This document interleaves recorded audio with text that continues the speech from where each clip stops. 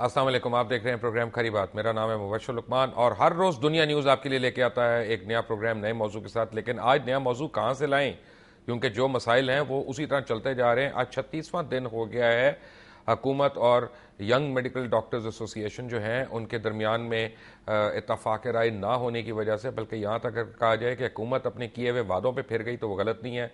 जुल्फ़िकार खोसा साहब फिरे 16 दिन या 14 दिन या 15 दिन। मियाँ शहबाज शरीफ जब यहाँ पे नहीं थे तो उनके पीछे acting chief minister secretary health, acting chief minister मैंने कह दिया उनको गलती से, फवाद हसन फवाद जो है वो बाकायदा चीफ मिनिस्टर के अहकामात के तौर पे काम करते रहे और अभी तक अपनी हट धर्मी पे इतना कायम है कि आज मुल्तान में एक बहुत ही सीनियर प्रोफेसर कार्डियोलॉजिस्ट डॉक्टर फजल ने रिजाइन कर दिया, क्योंकि फवाद हसन फवाद के फ़ोन के बाद वो दिल बर्दाश्त हो गए और उन्होंने कहा कि उनमें मजीद गालियां सुनने की गुंजाइश नहीं है। He is a professional doctor. और हालत यह है कि cardiology centre, Multan cardiology centre में इस वक्त तमाम डॉक्टर्स ने अल्टीमेटम दे दिया है कि वो रिज़ाइन करने को तैयार हैं।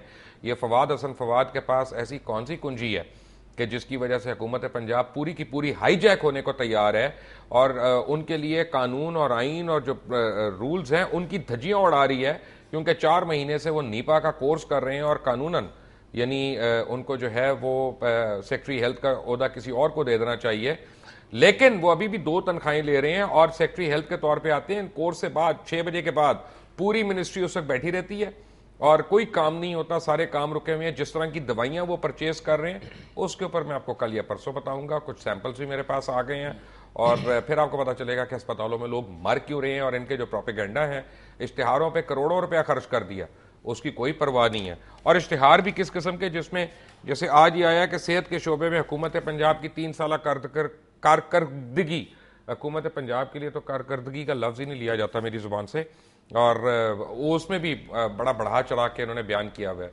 लेकिन ये मसला क्या है?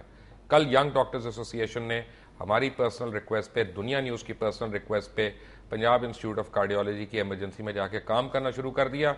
तो उसके ऊपर आके कुछ सरकारी ओहदेदार जो हैं उन्होंने ये कहना शुरू कर दिया कि उन्होंने मजबूरी में किया। अरे मजबूरी में किया होता तो बाकी भी खुलवा लेते। तुम लोगों के जो जेस्चर्स हैं ऑफ गुडविल, अनकंडीशनल उन्होंने आके काम किया, तो उसको बजाय सराहो, उसको सपोर्ट करो।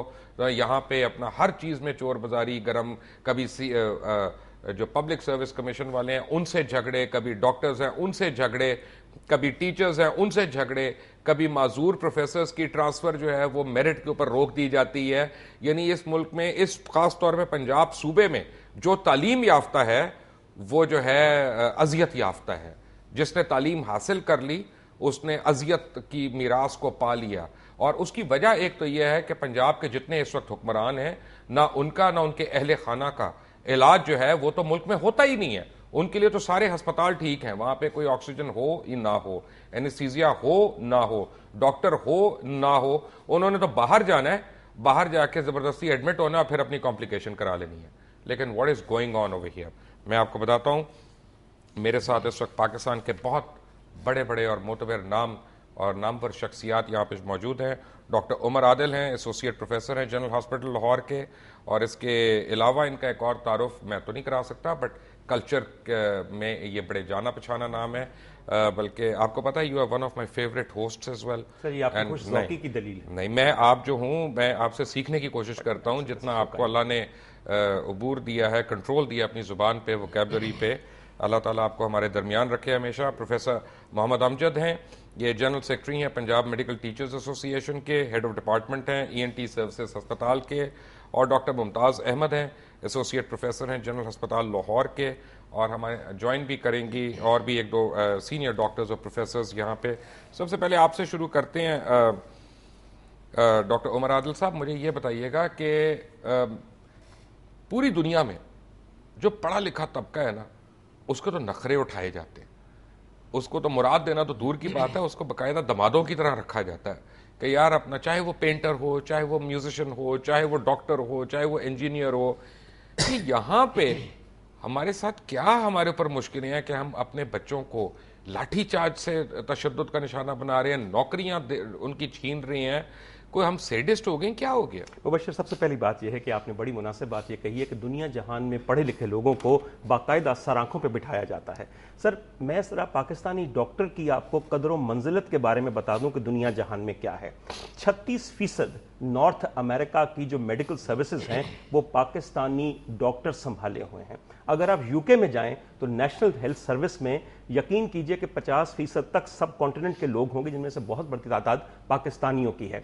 मैं बताना सिर्फ ये चाहता हूं कि अगर इस मुल्क ने एक ऐसा पेशा पैदा किया है जिसकी कदर मंजिलत को तमाम दुनिया मानती है, तो वो यहां का ना सियासतदान है, ना यहां का मुंसिफ है, ना यहां का जनरल है, ना यहां का इंजीनियर है, वो सिर्फ और सिर्फ यहां का डॉक्टर है। मुझे सर आप आज एक सिटिंग जज को कहीं किसी आलमी अदालत का रुकन बना के दिखाइए, मैं आपको मान जाऊं। खिलाड़ियों की वाह वाह हो रही है, आज उनको 5-5 लाख रुपए सलामियां दी जा रही हैं एक फिक्स्ड मैच में कौमी इज्जत को बेच देने के काम करने के बाद। आपकी कौन सी टीम है? आईपीएल तक में तो आपको शामिल नहीं किया जाता, और आईसीसी 11 जो बनाई गई है उसमें आपका क्या हाल है? पाकिस्तानी डॉक्टर वो वाहिद आदमी है जिसकी खपत, जिसकी मांग यूएई के अंदर, तमाम गल्फ के अंदर, तमाम बल्कि डॉक्टर शरियार जैसे लोग तो वर्ल्ड कार्डियक एसोसिएशन के प्रेसिडेंट रहे हैं। सिर्फ एक नहीं सर, यहाँ पे जितने भी ऐसे बेशक उनका मुझे पता है, इसलिए मैंने नाम ले दिया। बिल्कुल बेशक सर, मगर सर यहाँ पे एक मैं आपको बात बताऊं, बड़ी खरी बात है सर। बात यह है कि जब यहाँ पे एक सियासतदान नया नया अमीर वजीर बन के आता है, उसके लिए सस्ती शोहरत कमाने का सबसे आसान जरिया यह है कि वो डॉक्टरों पे या टीचरों के ऊपर छापा मार के अपनी अना का झंडा साबित कर दे। मुझे जब से मैं डॉक्टर बना हूं सर, मैंने एक ही खबर पढ़ी है अखबार में कि फलां वजीर ने आते ही फलां अस्पताल की इमरजेंसी में छापा मारा और वहां मरीज एड़ियां रगड़ रहे थे और डॉक्टर नर्सों के साथ रंगरलियां मना रहे थे। मुझे सिर्फ एक एतराज है सर, 25 साल हो गए मुझे डॉक्टर बने हुए, ये रंगरलियों वाली नर्स मुझे नहीं नसीब हुई, ये मेरी कम नसीबी भी हो सकती है। मगर सर, ये जो छापा मारने के बाद आप अपने मसीहा की क्या इमेज मेकिंग करते हैं? आप अपने मसीहा को डेसिमेट करते हैं, और जब मसीहा अपने हकूक के लिए, अपनी मसीहाई के लिए कुछ कहता है तब उसको कातिल कह दिया जाता है। मसीहा के फराइज उसको यकीनन याद हैं, आपने जो उसके लिए जिम्मेदारियां अदा करनी है उसके बारे में आपका क्या ख्याल है?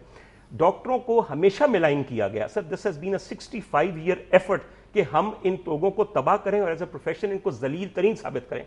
दुनिया जहान में आज ये आलम है सर कि मैं आज अपनी बेगम के लिए एक लॉन का सूट खरीदने गया था, तो इस गरीब मुल्क में 4,500 रुपए का लॉन का सूट है, एक आम पाकिस्तानी कंपनी का बना हुआ। हमारी फीस देते हुए डॉक्टर को मरीज कहते हैं डॉक्टर साहब जुर्माना कितना? ये एक माइंड सेट बताता है जो कि हमारे अखबारों और बुरा न मानिए मीडिया ने और हमारी हुकूमतों ने और हमारे सियासतदानों ने ये बताया है, जिन पे छापे मारे जाएं वो चोर होते हैं।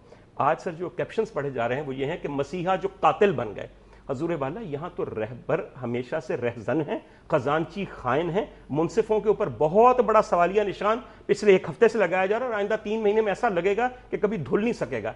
अर्ज ये करनी है कि एक कंसर्टेड एफर्ट के बाद अब जब डॉक्टरों की बहसियत एक प्रोफेशन गैरत जाग गई है, तो उस गैरत को बजाय यह कि महसूस किया जाए अना की जंग में तब्दील कर लिया गया। क्या हुकूमतें ऐसे चलती हैं या सियासतदान इस कदर बेलचक होते हैं कि वो अपनी अना की जंग बना दें? और सर जहां तक ब्यूरोक्रेट्स का ताल्लुक है, मुझे यह कहने में कत्तन कोई हर्ज नहीं है, bureaucrats have an inherent jealousy of doctors. Sir जिस कदर हमारा ब्यूरोक्रेट डॉक्टर से जलता है मैं आपको बयान नहीं कर सकता। मेरे साथी पता नहीं मुझे हाँ कहें या ना कहें, मगर दिल पे हाथ रख के कहें कि मैं गलत कह रहा हूं। और सर मैं पूछता हूं प्रोफेसर अमजद साहब, बात यह है कि वाईडीए की ऐसी कोई डिमांड नहीं है, बल्कि मैं एक अपने नाजरीन को एक बात बता दूं कि यहाँ पे एक यंग डॉक्टर जो आता है एंट्री लेवल पे 22,000 रुपया अगर ले रहा है वो तनख्वाह, और ये पुलिस के जो लोएस्ट तनख्वाह है, लोएस्ट कांस्टेबल वगैरह की जो तनख्वाह है उससे भी कम है। आपको मैं बता दूं कि इंडिया के अंदर जो स्टार्टिंग पॉइंट है सैलरी का, स्टार्टिंग पॉइंट यंग डॉक्टर का वो 80,000 है, और अगर आप करेंसी को कन्वर्ट करते हैं तो 1,60,000 है। क्योंकि उन्होंने एक बात पे जोर दिया हुआ है कि जो हमारा टैलेंट है, जो हमारा ट्रेन टैलेंट है, जिसको हमारे काबिल प्रोफेसर्स, एसोसिएट प्रोफेसर्स ट्रेन करते हैं, वो इंडिया छोड़ के बाहर ना जाए।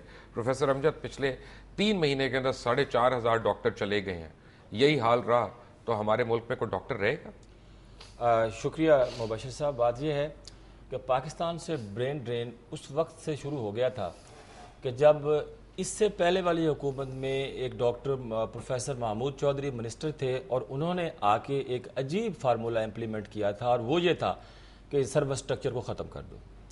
अंग्रेज़ ने इस मुल्क के अंदर मेडिकल के प्रोफेशन में एक रेगुलर सर्विस स्ट्रक्चर अडॉप्ट किया था। टीचिंग में उसकी पहली सीढ़ी असिस्टेंट प्रोफेसर से शुरू होती थी। आप उसमें इंडक्ट हो गए तो आप प्रोफेसर तक वक्त के साथ अपनी कैपेबिलिटी के साथ पहुंच जाते थे, और उसके बाद अगर कहीं मौका मिले तो प्रिंसिपल बन जाते थे। बाद में पेंशनेबल जॉब था, सारे बेनिफिट्स। उस शख्सियत ने परवेज़ मुशर्रफ के ज़ालिमाना दौर में बग़ैर किसी से मशवरा किए इस सारे सर्विस स्ट्रक्चर को एक जुम्बश कलम से ख़त्म कर दिया। हमने उस वक्त उसको कहा कि ये तुम क्या कर, कहते सारी दुनिया में अडाक होता है, सारी दुनिया के अंदर कॉन्ट्रैक्ट चलता है, यहाँ भी चलेगा। हमने कहा जी क्या बाकी दुनिया में जो अखलाकी कानूनी ज़ाब्ते हैं वो भी तुम यहाँ ले आओगे? वो मैं कर लूँगा। और उसने किसी की नहीं मानी और गवर्नमेंट को लेके उसने ये कर दिया। उस दिन से इस मुल्क का कंसल्टेंट बशीर साहब, हकीकत ये है हमारी सैलरीज तो उस वक्त भी थोड़ी थी, लेकिन हमारा सर्विस स्ट्रक्चर पक्का था, और उस पक्के का नतीजा ये था कि मेरे जैसे बंदे जिन्होंने 85 में ग्रेजुएशन की वो स्पेशलाइज करके 92 के अंदर 92 के अंदर इस टीचिंग कैडर में दाखिल हो गए, और 2003 में मैं प्रोफेसर हो गया, और अल्हम्दुलिल्लाह मेरी इज्जत, मेरा स्टेटस, सारा फैमिली सब कुछ हुआ। उस शख्सियत ने सर्विस स्ट्रक्चर खत्म किया। उस दिन के बाद डॉक्टर हो गया कच्चा। 6 महीने के कंट्रैक्ट जब लोगों को मिलने शुरू हुए तो लोगों ने कहा जी कि इस तक तो पता कोई नहीं कि अगले 6 महीने के हो ना हो। उस दिन से ब्रेन ड्रेन शुरू हुआ। हमें बहुत उम्मीदें थी कि ये जुल्म का दौर जब खत्म होगा और इंशाल्लाह डेमोक्रेसी का सूरज जब तुलू होगा, अब भुगते हैं इस डेमोक्रेसी को, और ये डेमोक्रेसी और ये ब्यूरोक्रेसी ये मिलके आपके ऊपर मजीद पर्चे काटने को तैयार हैं, आपके ऊपर लाठियां बरसाने को तैयार हैं। आपकी जो कमसिन और मासूम बच्चियां हैं जो हॉस्टल्स के अंदर हैं उनको ठुड्डे मार मार के 2-2 घंटे के अंदर खाली करने के लिए तैयार हैं। ब्रेक से जब आएंगे तो आपको मैं इनके यानी और बताऊंगा कि ये क्या क्या कर रहे हैं, but all of that after break. Take a break.